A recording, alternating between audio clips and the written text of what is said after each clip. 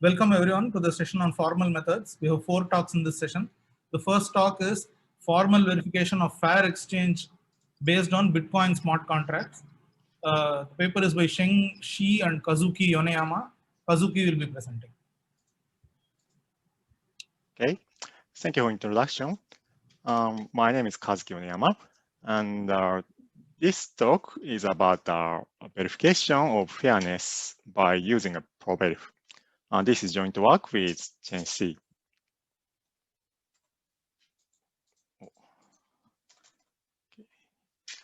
Yes, fair exchange is a protocol to guarantee fairness. The notion of fairness requires that the exchange is correctly terminated or it's not exchanged. The items or two parties are correctly sent or nothing is exchanged. So this is a notion of fairness. Generally, fair exchange cannot be achieved without trusted third party. However, there are some studies about fair exchange based on blockchain. By using blockchain as a TTP, fair exchange can be achieved. So at the ETOR proposed various types of fair exchange protocols for Bitcoin transactions. And in their protocol, if the contract is established, the transaction corresponds to the transfer of a specified amount of Bitcoins between wallets. This figure shows an example of escrow protocol. First, the buyer deposits his Bitcoin by blockchain and network, and if seller sends his item to the buyer, the deposited Bitcoin is transferred to seller. And our motivation is there is no formal security proof or formal verification of their protocol.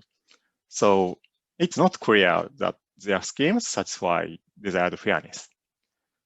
However, to prove the security of such a protocol by hands is error-prone. So formal methods are known to be useful to verify security of cryptographic protocols easily and rigorously. There is a problem on formal verification. The problem is how to formalize fairness. In this work, we formalize their at-the-ETOR's fair exchange protocols and verify fairness by using ProVerif. ProVerif is an automated security verification tool capturing various security requirements such as secrecy, indistinguishability, and authenticity. We give a formalization of fairness by a combination of reachability and correspondence assertions. These properties are verifiable properties in ProVerif. As a result of verification, we find that the attacks against the variants of escrow and contingent payment protocol, and the other protocols are secure. We note that found attacks are already known in previous work. So today I have no time, so I talk about the protocol of the escrow, just protocol of escrow without arbitrator in the case of transferring. First, the buyer A puts transaction T with her signature on T for depositing N Bitcoins on transaction TA. In the blockchain system, the signature is verified, and if valid, transaction T is put. And if the transaction is, if the business is success, so seller B sends his item to buyer A. So buyer A sends her signature on transaction T prime B. And Sarah B puts transaction T prime B with buyer's signature on T prime B and his signature on transaction T prime B. And in the blockchain, the multi-signature of these signatures is verified. If valid, n Bitcoins is transferred because the transaction T is executed. So this is a protocol of escrow without arbitrator. So we formalize fairness for this protocol. The notional fairness requires that n Bitcoins are always transferred from A to B or refunded to A if the item is sent or not sent. So we formulate fairness by combination of correspondence assertions and reachability. For correspondence assertions, we define 4 events: trans, refund, TB, and TA. Event trans correspond to that n Bitcoins are transferred to B. Event refund corresponds to n Bitcoins are refunded to A. Event TB or TA corresponds to the T prime B or T prime A is put and accepted. By the correspondence assertions, we can verify that if event trans occurs, then event TB always occurs, or refund occurs, then TA always occurs. Also, occurring of event trans or refund is verified by reachability. This condition is necessary to check the precondition of correspondence assertions. So we can formalize fairness and verify the protocol. I summarize this talk. We verified fairness of 7 fair exchange protocols by using ProVerif. Variants of escrow and contingent payment don't satisfy fairness, while other protocols satisfy it. We defined known attacks of escrow and contingent payment. In a theoretical sense, we gave a formalization of fairness in ProVerif. It will be useful to formalize and verify other cryptographic protocols that need some kind of fairness. That's it. Thank you.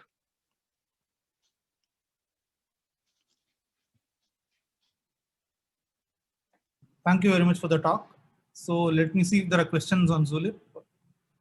There are no questions on Zulip. Do any of the attendees have any questions? They can raise their hands if they have questions.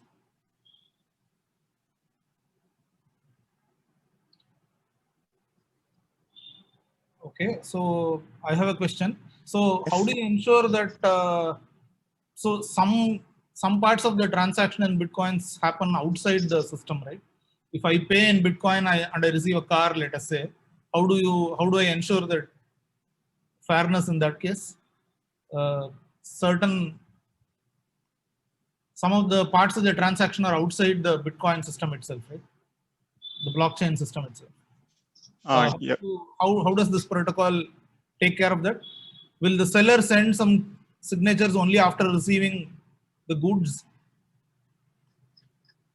Is the question is the buyer should send some keys only after receiving the car or whatever she buys? Yeah, right. Our verification is aimed to verify the fairness. So we assume that in the case of transferring, we assume that seller B sends honestly sends items to buyer A. So in this case, buyer A sends signature, but we find attack to terminate the protocol that buyer A doesn't send her signature to seller B. So in this case, seller B does not obtain the Bitcoins. Right. Okay. So it's time now. So since there are no more talks, let's thank the speaker again. Let's move on to the next talk. Yeah? Thank you. Thank you.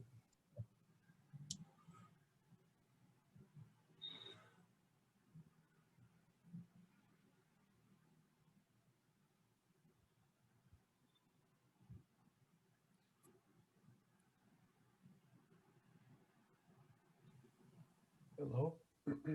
Can you hear me? Yes, we can hear you. Okay. Yes. I So, will, uh, yeah, so the next talk will be by Tiago Oliveira, and the talk will be on certified compilation for cryptography. Over to Tiago. okay, welcome everyone to this small presentation and thank you for the introduction. My name is Tiago Oliveira and I'm giving a brief introduction to our work, Certified Compilation for Cryptography, Extended x86 Instructions and Constant Time Verification.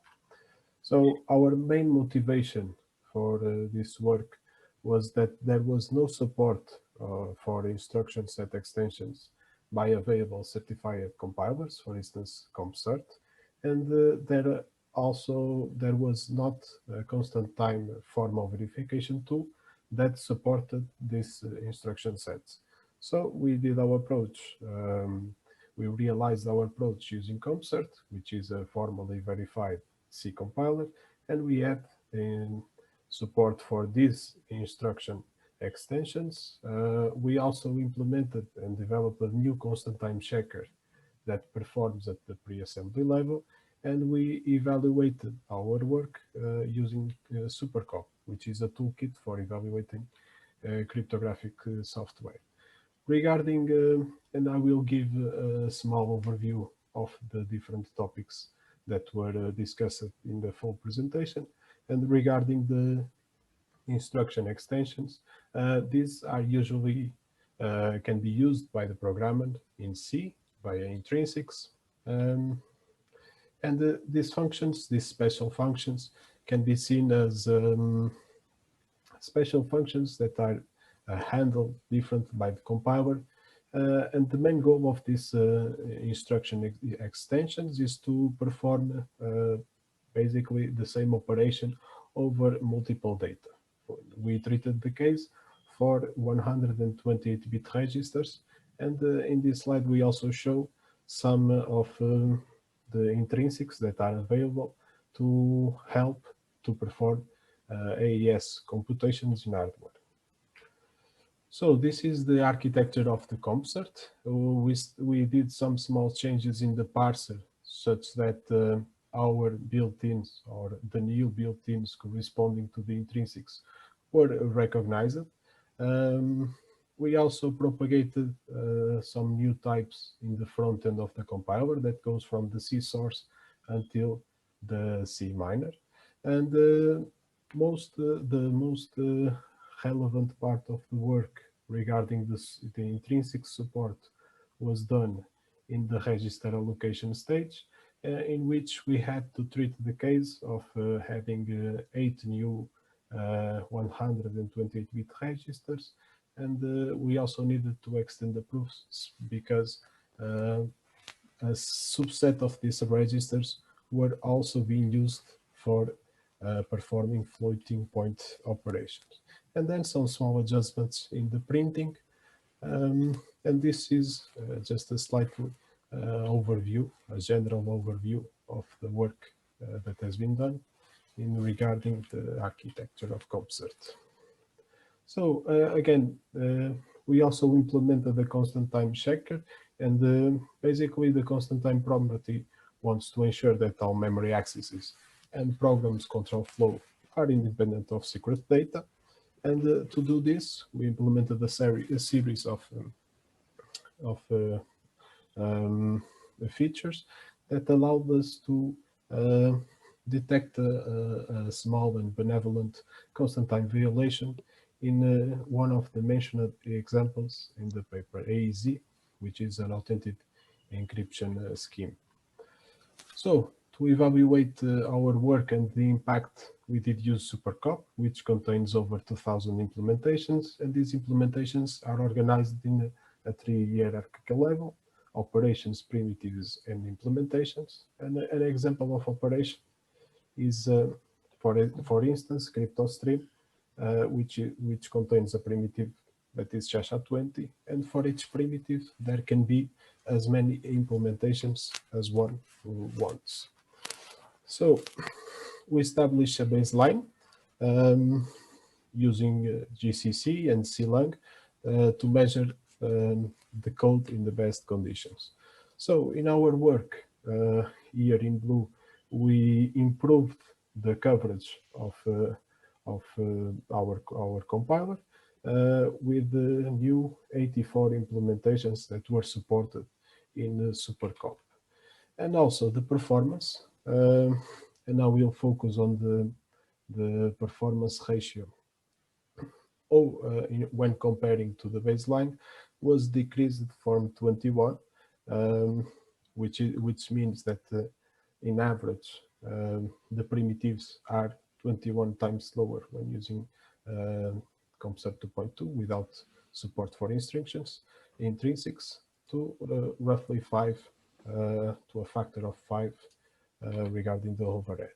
So we are planning on improving our work and supporting it in CompSert 3.7, and also update the benchmarking setup with new versions for SuperCop, GCC, and CLang.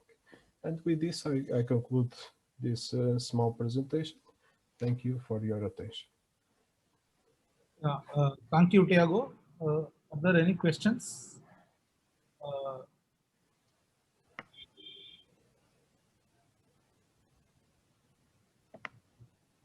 If there are any questions, please raise your hands, or you can just ask. Can I ask a question? Yes, sure. Go ahead, please.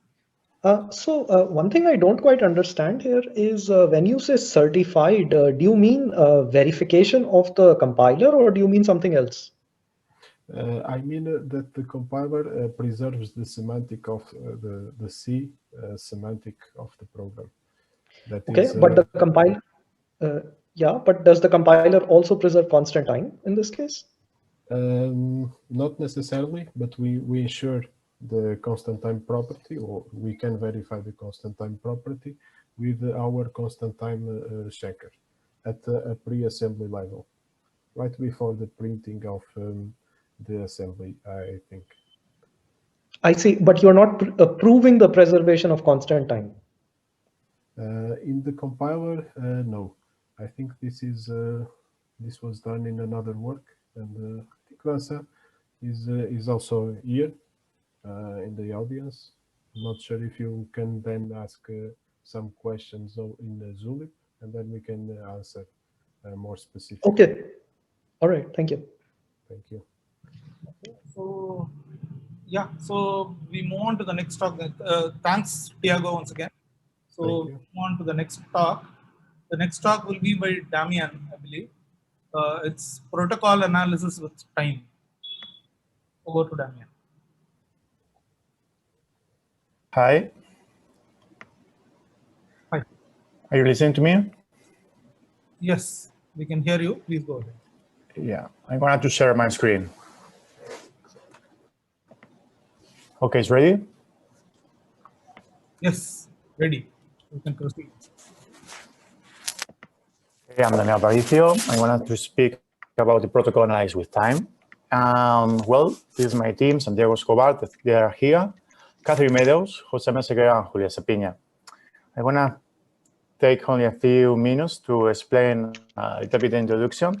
The important thing for the paper is the contribution and the future work.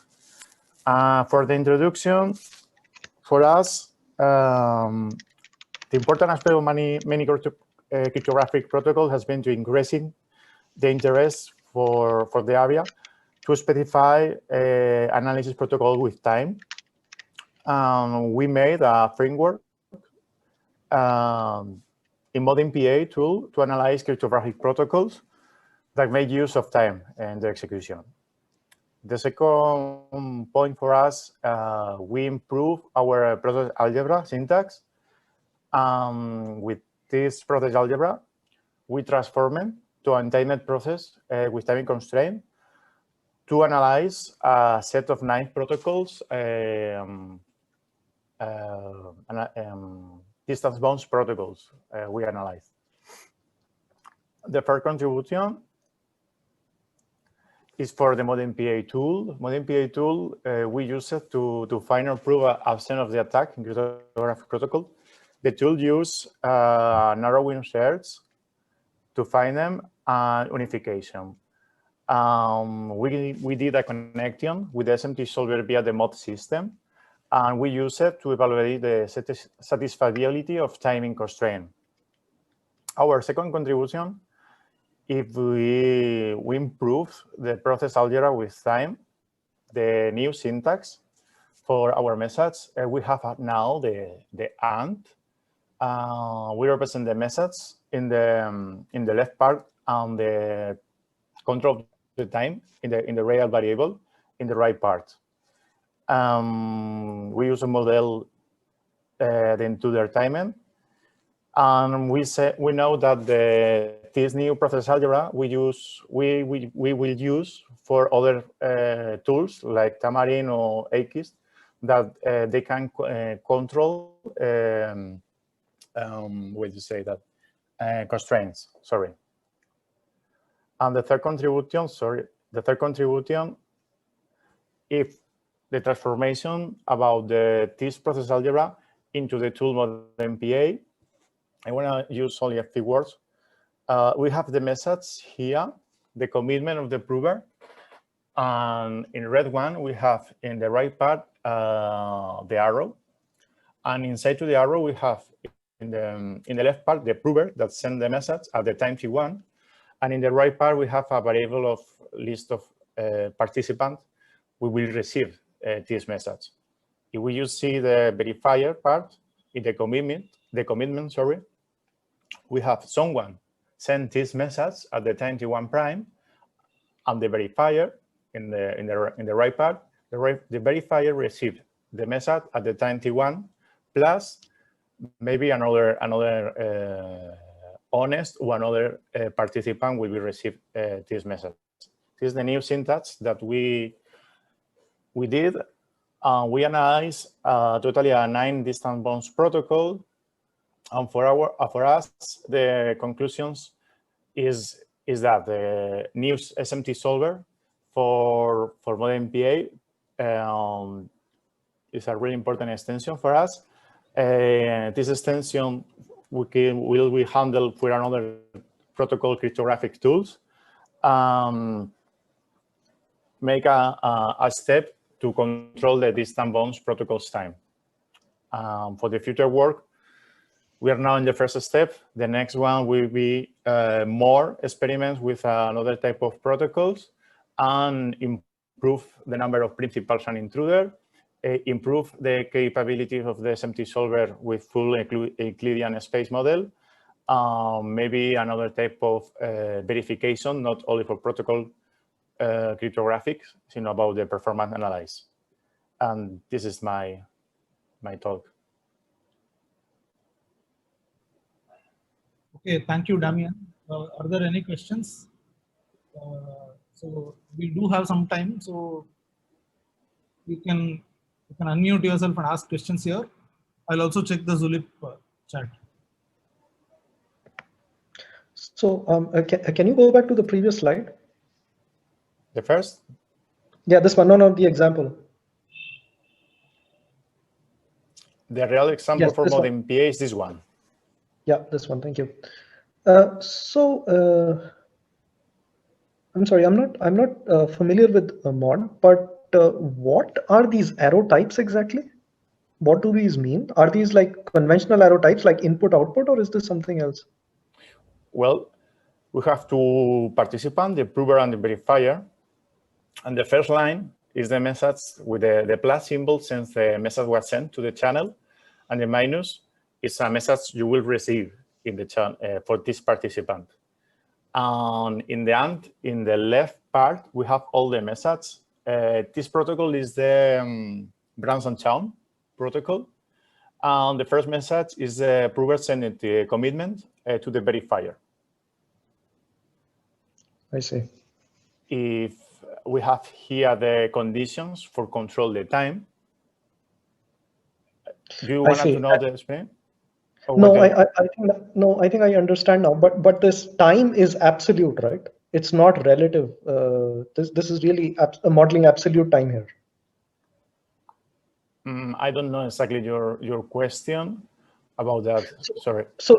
So you're not trying to model the time from the previous event or the previous event in the same thread, right? This is really global time. So there is a single notion Well, of no. time.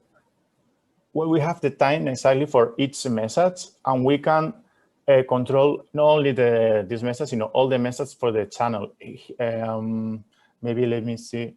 So We can put whatever constraint wherever you want it. The important is the variable you use. Here, maybe you can control the previous message, but here we can put T2, T1, T1 prime, whatever. And after in the attack, this is only the strands for the specification of the protocol. In this case, jump. But for the attack, we don't have here. But for the attack, we have another SMT solver constraints to control. I think Kathy would like to say something. The answer is yes, we do use global time. Yeah. Okay. Thanks. Yeah.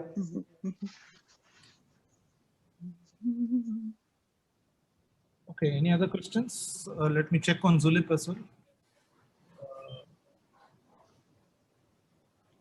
Yeah. So there is a question from Benjamin Lip. He asks, I missed if you mentioned it during the talk. I am vaguely aware that Tamarin has some support for time. Could you please compare to the support you added to mod NPA?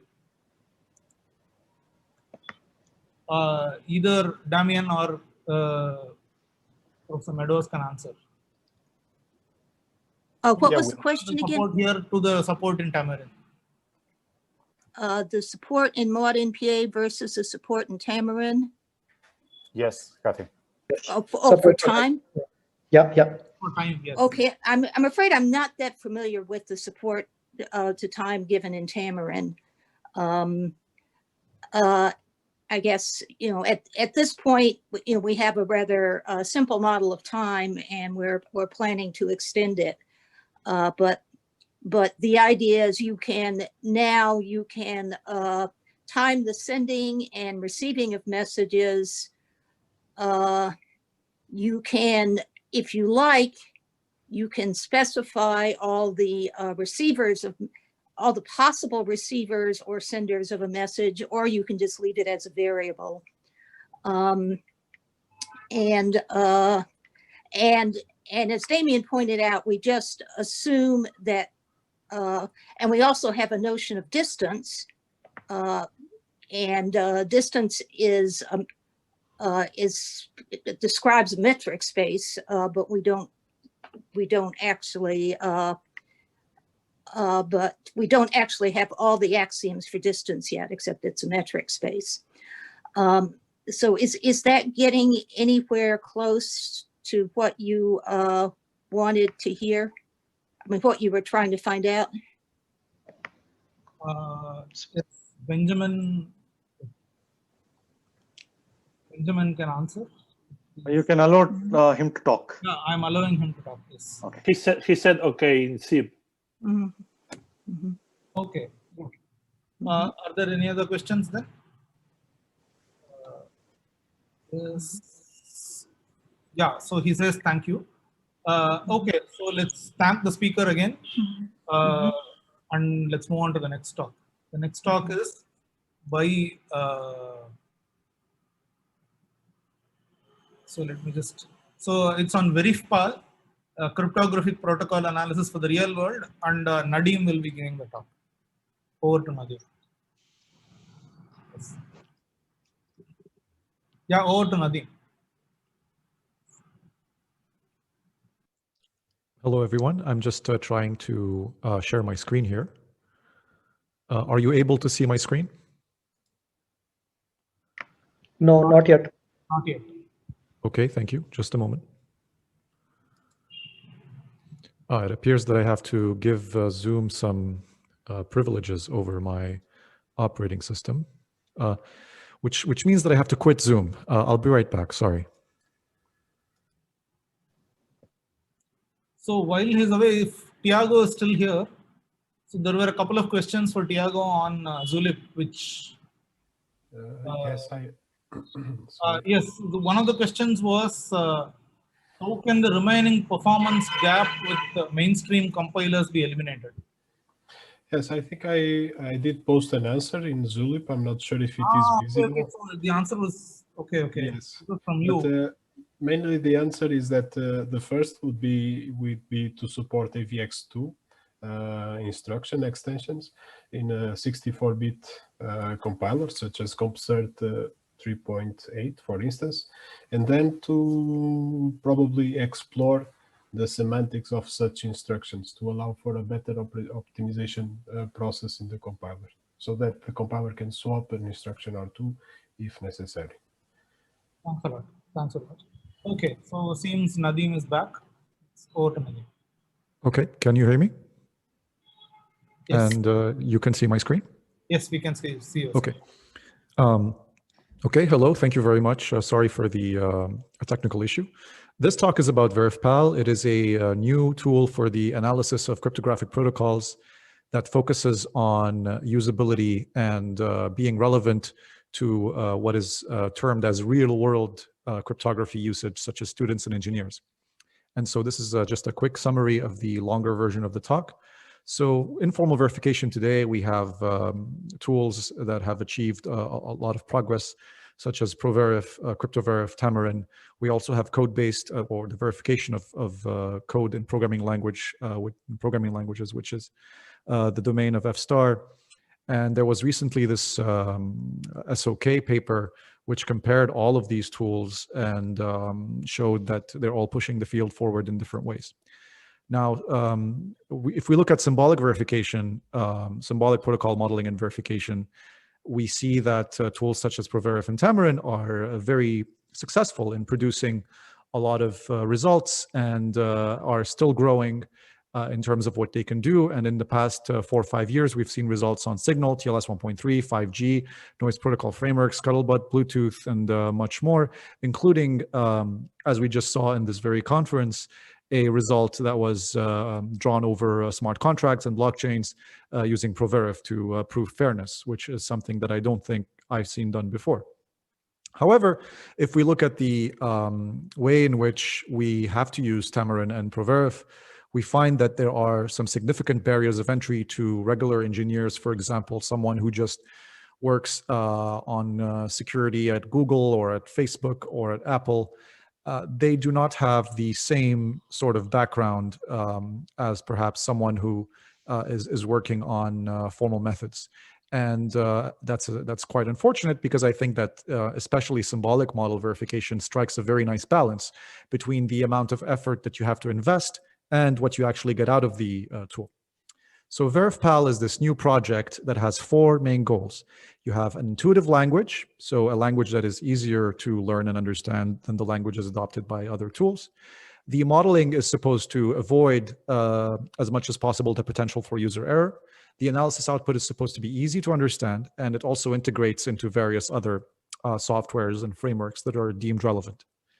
So we have all of these priorities that I just listed, but also if you look at the right, we try to accomplish them without losing analysis strength. So you can still reason about advanced protocols, and by that I mean stuff like Signal, maybe not every protocol. You can still look for stuff like forward security properties like post-compromise security, and other advanced queries. So we do support, for example, notions of temporal logic, which are also present in Tamarin and Proverif.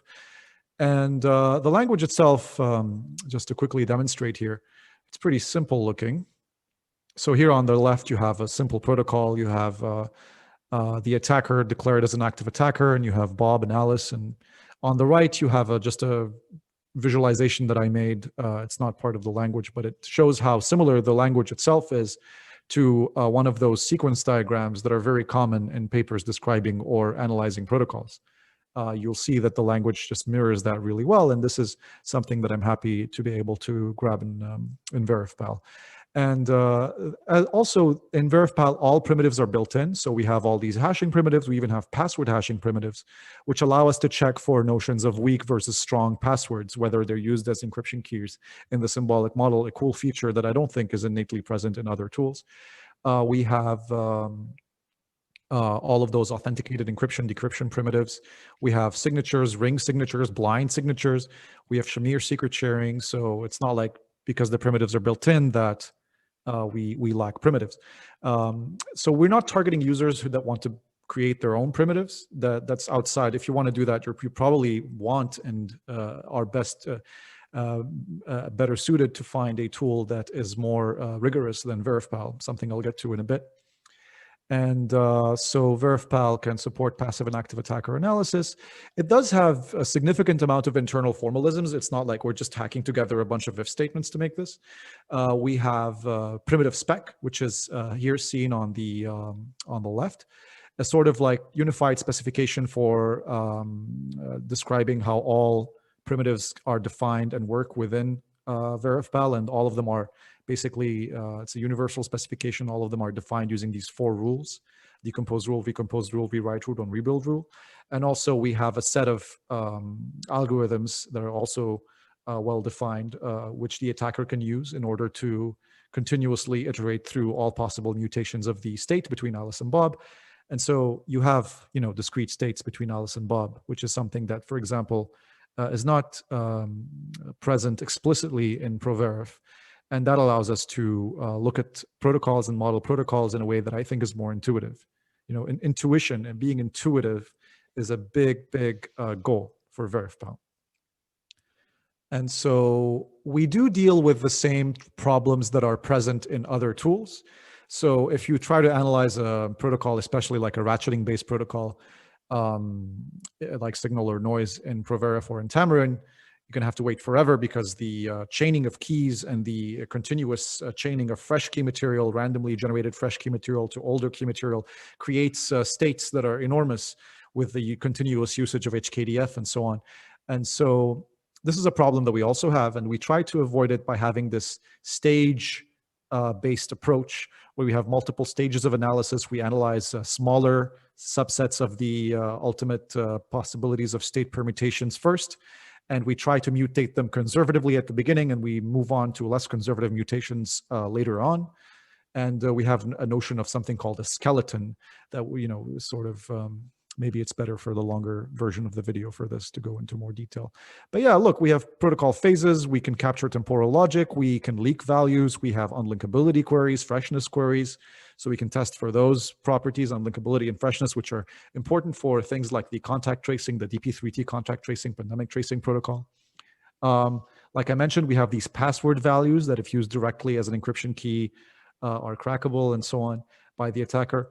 And we also have query preconditions. So you can check if like a query is satisfied if and only if another query is also satisfied. Good for matching up security goals. There's a very nice Visual Studio Code extension that turns your Visual Studio Code software into a full IDE for that has syntax highlighting, also generates visualizations of the protocol that you're modeling live. And you can even see results of your, you can run analyses and see results. VerifPal also translates to ProVerif and Coq, so you can translate the ProVerif model to a VerifPal model to ProVerif and Coq. And this is really important for the Coq translation because it really forced us to capture a lot of VerifPal's internal semantics in Coq, and also how the passive attacker works. And we're working also capturing active attacker analysis in Coq, which definitely gives us the way that VerifPal works. VerifPal has been used to analyze signals, scuttlebutt, proton mail, telegram, DP3T, and a lot more stuff.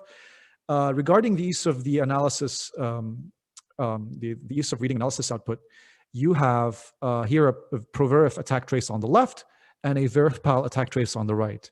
And the goal of this slide is to quickly show you that the VerifPal attack trace is a lot easier to read, I think. Here, for example, this protocol, the FFGG protocol, present in both ProVerif and VerifPal's test suites, if you download the software, requires 2 parallel sessions to be executed in order for the attack to work. And here you can sort of see that we have these sessions illustrated a bit more clearly, I think, in VerifPal. And so obviously this is not a scientific contribution, but I think it matters for making formal methods more attractive to engineers and a larger audience that can very much benefit and is for I think bad reasons not benefiting from this for the past 5-10 years. And so regarding limitations, I want to be clear. You have tools like CryptoVerif that produce game-based proofs. VerifPal does not produce proofs. Proverif does not produce proofs either. However, Proverif is, in fact, has a proof on its own method of functioning that means that it's extremely unlikely to miss attacks. As far as we know, it probably doesn't miss attacks in most scenarios. We do not have this. The best that we have right now is the, I think, pretty encouraging set of formalisms in Coq especially, and also a thorough description of how everything works. And I think that we're going to be working towards obtaining higher confidence through building better models in these other tools, better formalizations, and also just analyzing more protocols. But I really think, like, if you look at who's using VerifPal, so did you know that the protocol that we're using right now to talk to each other, the Zoom protocol, was actually designed, not just analyzed, but they used VerifPal from the beginning of their design process to work on it. And I think that if VerifPal weren't as attractive to engineers over at Zoom, that I don't think have a background in formal methods, they wouldn't have been able to benefit from it. And it actually found an attack in a non-obvious attack during the design process. And I worked with the Zoom team on fixing that attack. So that's pretty great. We're using VerifPal right now, sort of. I also really like, and this is, I hope I'm not over time, this is the last thing. I really like how useful VerifPal, or how nice VerifPal is in the classroom. So there is a sort of very ridiculous aspect to the project regarding the anime character and the adventures that VerifPal goes on with other anime characters. Here we have the Proverif anime character and the Tamarin anime character. And actually there's this whole anime, there's this whole VerifPal anime. And it's nice because I think that once this new book that I'm working on, VerifPal Heroes, is released, students will be able to take the knowledge that they learned with VerifPal and they'll be like, okay, well, it was really easy to learn stuff using VerifPal, and then they can broaden and generalize and more easily translate that knowledge to other tools, which absolutely do way more things than VerifPal maybe will ever be able to do, and also benefit from, in some cases, decades of more rigor. And so I really think that VerifPal can be an awesome sort of like, it fills that hole, where if you don't know anything and you're just starting, you have the learning curve is just absurd. And so VerifPal is meant to just attack that problem with great determination and passion. And so ultimately you get this anime because that's what you get. And yes, so thank you. I'll be happy to answer questions. I apologize if I went over time. Yeah, let's thank Nadeem. There is one question on the chat. What community do you target when you say intuitive? Is it the security community?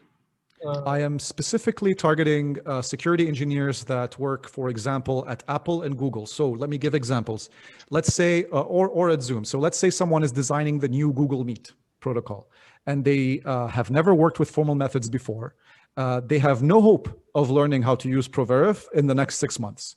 You know, you're talking about someone who did a bachelor's in computer engineering or computer science, and then has been working writing Go software for Google for the past 5 to 10 years, or at Apple, you know, working on the new FaceTime protocol or iMessage protocol. And I'm also targeting definitely students, especially younger students, for example, people who are in their first or second year of their undergraduate studies. And so I taught at NYU for 2 years, and I had a great success in having 20-year-old American undergraduates with absolutely no background whatsoever in computer security, modeling protocols and understanding the results within, I believe, the first 2 weeks of class. And these are the people that I'm targeting. Okay, so there is another question which asks, what is the current status of the literature on VerifPal? Is it being constantly updated? Absolutely. I am working on it all the time. It is under great attention and focus. And there is this long paper available in the proceedings of IndoCrypt and also on ePrint. And there is a VerifPal user manual, which goes into great detail on how to use VerifPal and also into some detail on how VerifPal works. The paper goes into more detail on that.